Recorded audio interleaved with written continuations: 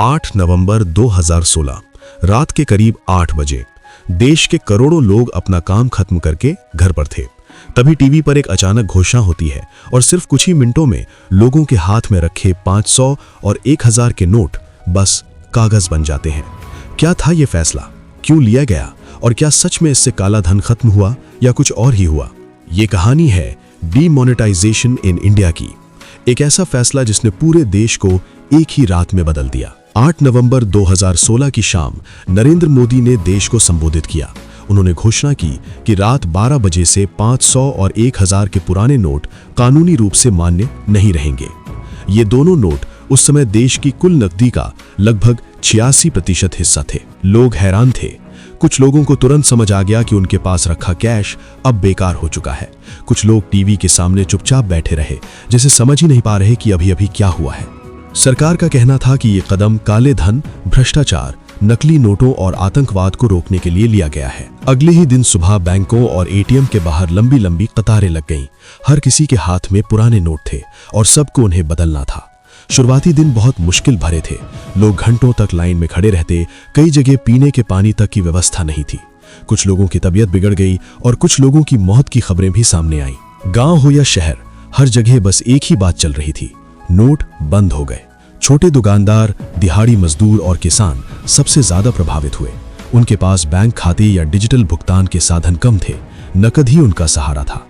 इसी दौरान नए 500 और 2000 के नोट बाजार में लाए गए, लेकिन इनकी आपूर्ति धीरे धीरे हुई, जिससे नकदी की कमी और भी बढ़ गई। एटीएम मशीनों को नए नोटों के आकार के अनुसार बदलना पड़ा, जो एक समय लेने वाली प्रक्रिया थी। तब तक लोगों को पैसे निकालने में काफी परेशानी हुई। कुछ लोगों ने इस स्थिति को अवसर में बदल दिया।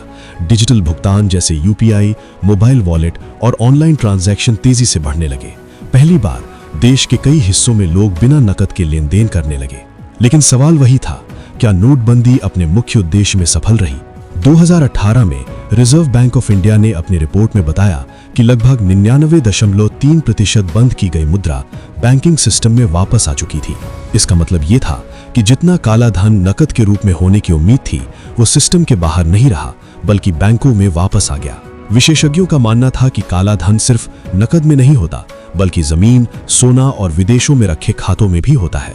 इसलिए सिर्फ नकद बंद करने से समस्या पूरी तरह खत्म नहीं होती। नकली नोटों और आतंकवाद की फंडिंग पर कुछ समय के लिए असर जरूर पड़ा, लेकिन बाद में यह भी सामने आया कि नए नोटों की भी नकली प्रतियां बनने लगी। अर्थव्यवस्था पर इसका मिला जुला प्रभाव पड़ा। कुछ महीनों के लिए जीडीपी की वृद्धि दर धीमी हो गई। छोटे व्यापार और असंगठित क्षेत्र को बड़ा झटका लगा। लेकिन डिजिटल अर्थव्यवस्था को एक नई गति मिली। सरकार ने इसे एक सकारात्मक बदलाव के रूप में देखा। आज भी नोटबंदी एक बहस का विषय है। कुछ लोग इसे एक साहसिक और जरूरी कदम मानते हैं, जबकि कुछ लोग इसे आर्थिक व्यवधान के रूप में देखते हैं। सच क्या है, ये शायद आज भी पूरी तरह साफ नहीं है। लेकिन एक बात तय है, 8 नवंबर 2016 की रात ने भारत के आर्थिक इतिहास में एक ऐसा अध्याय लिखा जिसे कभी भुलाया नहीं जा सकता। और आज भी सवाल वही है, क्या नोटबंदी सच में एक मास्टर स्ट्रोक थी या एक जोखिम भरा प्रयोग?